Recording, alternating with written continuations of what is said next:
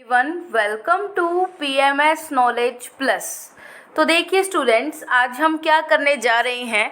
तो आज हम स्टार्ट करेंगे हमारा पॉलिटिकल साइंस का चैप्टर नंबर 3 जिसका नेम है इलेक्टोरल पॉलिटिक्स। यानी कि इस चैप्टर में हम किस चीज़ के बारे में स्टडी करेंगे। तो इस चैप्टर में हम पढ़ेंगे इलेक्शंस के बारे में। किन के बारे में पढ़ेंगे बच्चों? तो इस चैप्टर में पढ़ेंगे हम इलेक्शंस के बारे में कि इलेक्शंस क्यों होते हैं और इलेक्शंस आखिर होते ही कैसे हैं। ठीक है, तो इन सब चीज़ों के बारे में हम इस चैप्टर में डिटेल से स्टडी करेंगे। तो बिना किसी टाइम वेस्ट के चलते हैं आगे। अब देखो, तो इलेक्शन होते कैसे हैं, इलेक्शन होते ही क्यों हैं और इलेक्शन है क्या, इन सभी क्वेश्चंस का आंसर आज हम इस वीडियो के थ्रू अच्छे से क्लियर कर लेंगे। ठीक है बच्चों, तो स्टार्ट करते हैं। तो देखिए यहाँ पर स्टोरी स्टार्ट होती है हरियाणा एक स्टेट से। हरियाणा में क्या हुआ था बच्चों? हरियाणा में 1987 में इलेक्शंस हुए। कब हुए? हरियाणा में 1987 में इलेक्शंस हुए। और 1982 से हरियाणा में कौन रूल कर रहा था? तो हरियाणा में रूल कर रही थी कांग्रेस पार्टी।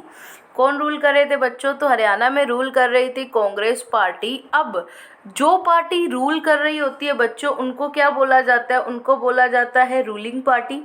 ठीक है, और जो पार्टी रूलिंग पार्टी के खिलाफ होती है उसको क्या बोला जाता है बच्चों?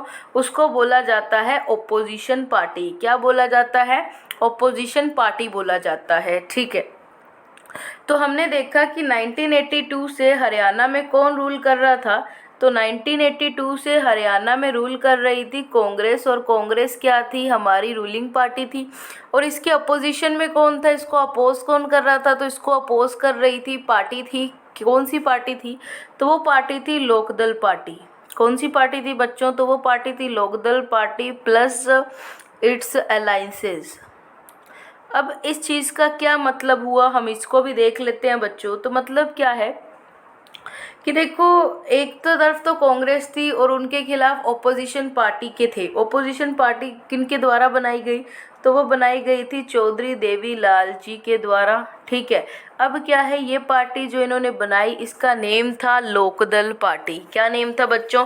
तो इस पार्टी का नेम था लोकदल पार्टी। एंड अब क्या था, लोकदल पार्टी अकेले इलेक्शन में नहीं खड़ी, वो प्लस बीजेपी वगैरह दूसरी पार्टी को साथ लेकर खड़ी हुई, एक अलायंस बनाकर खड़ी हुई। 2-3 पार्टीज को मिलाकर क्या है, लोकदल इलेक्शन में उतरा।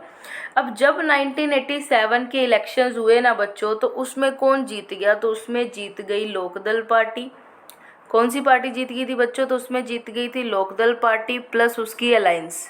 ठीक है, अब हरियाणा में टोटल कितनी सीट्स थी? तो हरियाणा में टोटल 90 सीट्स थी। कितनी बच्चों? तो हरियाणा में टोटल 90 सीट्स थी। 90 सीट में से 76 जो सीटें थी ना, वो किसको आई थी? वो आई थी बच्चों लोकदल पार्टी को और उसकी अलायंस को। लोकदल हुई, बीजेपी हुई और एक आधी पार्टी उनके साथ होगी। ठीक है, तो 90 में से 76 पार्टी ये लोकदल वाले ले गए।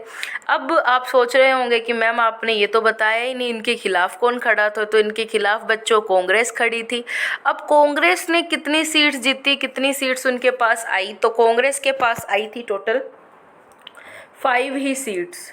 अब इसका कारण क्या था? क्योंकि जब इलेक्शन होने वाले थे ना बच्चों, तो लोकदल पार्टी के लीडर देवीलाल जी ने अनाउंसमेंट कर दी कि वो क्या करेंगे, वो फार्मर्स का, किसानों का और जो छोटे दुकानदार है उनका जो लोन है उसको माफ़ कर देंगे। ठीक है, उन्होंने जो भी लोन लिया हुआ है अपने बिजनेस वगैरह के लिए या फिर फार्मिंग वगैरह के लिए, वो सारा क्या हो जाएगा, माफ़ कर दिया जाएगा। अब क्या थे, लोग कांग्रेस से परेशान ही थे और ऊपर से देवीलाल जी ने इतनी बड़ी क्या दे दी, राहत की बात दे दी। तो सब लोग क्या हो गए, बहुत ज़्यादा खुश हुए और लोगों ने क्या कर दी, कांग्रेस को 5 ही वोट दिए और सारे वोट किनको मिल गए, लोकदल पार्टी और उनकी अलायंस को। ठीक है, तो ये आपको डिटेल से चीज़ें समझ आ गई होंगी।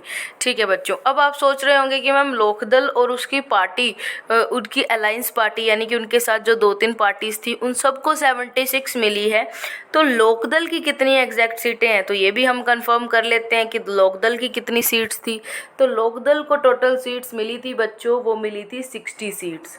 ठीक है। टोटल उनकी अलायंस को साथ में पार्टीज को तो मिली थी 76 सीटें, और अकेली लोकदल को कितनी सीटें मिली बच्चों? 60 सीटें मिली, 60 सीट्स मिली।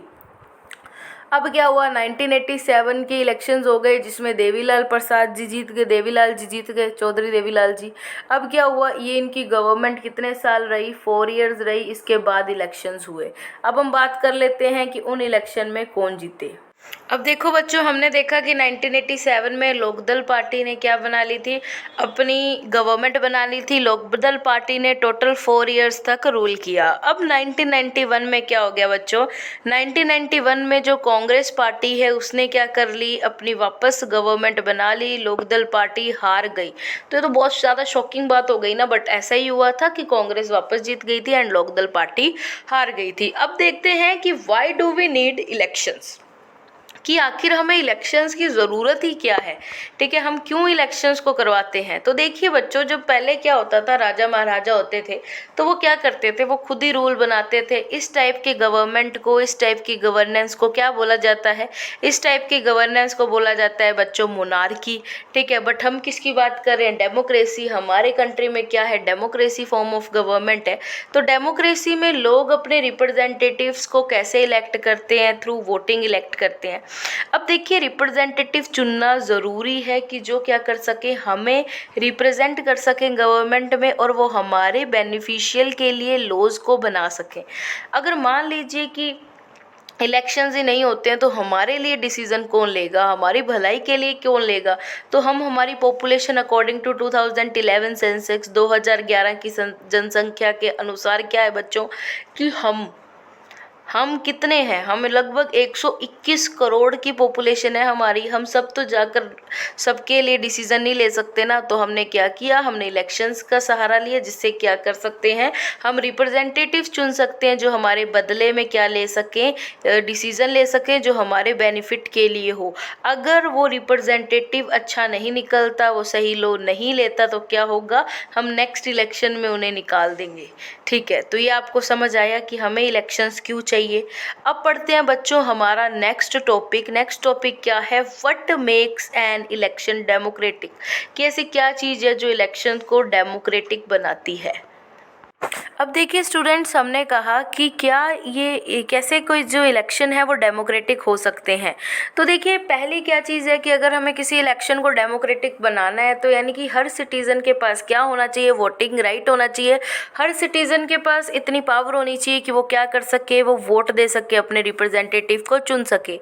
अब आप कहेंगे कि मैम आप तो कह रहे हैं डेमोक्रेटिक है हमारे देश में और हमें तो वोटिंग राइट्स है ही नहीं, क्योंकि बच्चों अभी आप छोटे हो। जब आप 18+ हो जाओगे, 18 ईयर्स के हो जाओगे, तब आपको भी वोटिंग राइट्स मिल जाएंगे according to the universal adult franchise.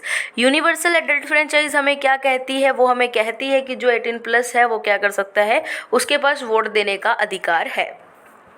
Second चीज़ क्या आती है जो एक इलेक्शन को डेमोक्रेटिक बनाती है? तो वो होता है एक्चुअल कंपटीशन। एक तो दिखावा करें, जैसे क्या है, चाइना में एक ही पार्टी है बच्चों, मैंने पहले भी बताया था आपको। वहाँ पर एक पार्टी है जिसका नाम है CPC, या फिर उसको बोल सकते हैं हम CCP, यानी कि चाइनीज़ कम्युनिस्ट पार्टी या फिर कम्युनिस्ट पार्टी ऑफ चाइना। ये पार्टी हमेशा यही जीतती है और किसी पार्टी को नहीं खड़ा होने देती। ठीक है, तो मतलब क्या है कि वहाँ पर कंपटीशन है ही नहीं, लोगों को पता ही नहीं है, एक ही पार्टी है, हर बार खड़ी हो जाती है, उसी को वोट डाल देते हैं, वही गवर्नमेंट बना लेती है। तो यानी कि क्या होना चाहिए? एक्चुअल कंपटीशन होना चाहिए। हमारे पास कम से कम चॉइस होनी चाहिए कि हम किस पार्टी को चूज़ करें जो हमारे बेटरमेंट के लिए वर्क करेगी, हमारे बेनिफिशियल के लिए वर्क करेगी। अब क्या है कि अगर हमारे पास चॉइस होगी, ठीक है, तो मतलब हमारे पास चॉइस होनी चाहिए कि हम किसको वोट डालें, ताकि हम भी कन्फ्यूज़न में रहे कि कौन हमारे लिए बेटर है, ताकि वही पर्सन जो है सरकार को बनाए। नेक्स्ट हमारे पास जो पॉइंट है डेमोक्रेटिक गवर्नमेंट के लिए ज़रूरी है इलेक्शंस के लिए, तो वो कौन सा है? Regular election. ऐसे नहीं है कभी इलेक्शन हो रहे हैं 10 साल बाद हो रहे हैं, कभी 15, कभी 20, हर बार क्या होने चाहिए? इलेक्शन एक रेगुलर टाइम के बाद होने चाहिए, जैसे हमारे यहाँ होते हैं हर 5 ईयर्स बाद। फिर एट लास्ट कौन सा पॉइंट आ जाता है बच्चों की जो इलेक्शंस हुए हैं ना वो क्या हो, फ्री एंड फेयर हो, मतलब कोई भी डर्टी ट्रिक्स का उसमें यूज़ ना किया हो, ठीक है, यानी कि लोगों के पास भी फ्रीडम होनी चाहिए, ठीक है, किसको उसको चुनना है, किसको वो क्या करेगा, रिप्रेजेंट करेगा जो पर्सन उसको सरकार में, गवर्नमेंट में, यानी कि क्या है, हमारे पास फ्रीडम होना चाहिए कि हम किसको रिप्रेजेंटेटिव चुन रहे हैं, किसको इलेक्ट कर रहे हैं जो हमारी बेटरमेंट के लिए वर्क करे, यानी कि इलेक्शन फ्री एंड फेयर होने चाहिए, उनमें किसी भी टाइप की मेल एक्टिविटीज़, डर्टी ट्रिक्स का यूज़ नहीं होना चाहिए। तो कैसा लगा बच्चों आपको आज का टॉपिक? अब बात करते हैं हम हमारी नेक्स्ट वीडियो में नेक्स्ट टॉपिक के साथ। अभी ये चैप्टर ख़त्म नहीं हुआ है, नेक्स्ट वीडियो में हम इस चैप्टर को फिनिश कर लेंगे। Thank you very much.